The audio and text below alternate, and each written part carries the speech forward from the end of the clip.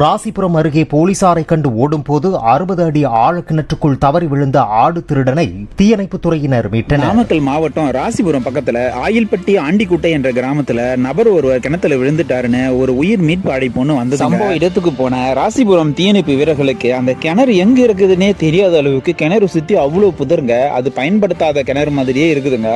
அது எப்படியும் ஒரு 60 அடி ஆழத்துக்கு மேல. உடனே எங்க வீரருடைய பாதுகாப்புக்காக தலைக்கவசமும் இடுப்புல கயிறும் கட்டிட்டு உள்ள விழுந்தவருக்கும் ஒரு தலைக்கவசத்தை எடுத்துக்கிட்டு உள்ள வேகமா உள்ள இறங்கினவரு.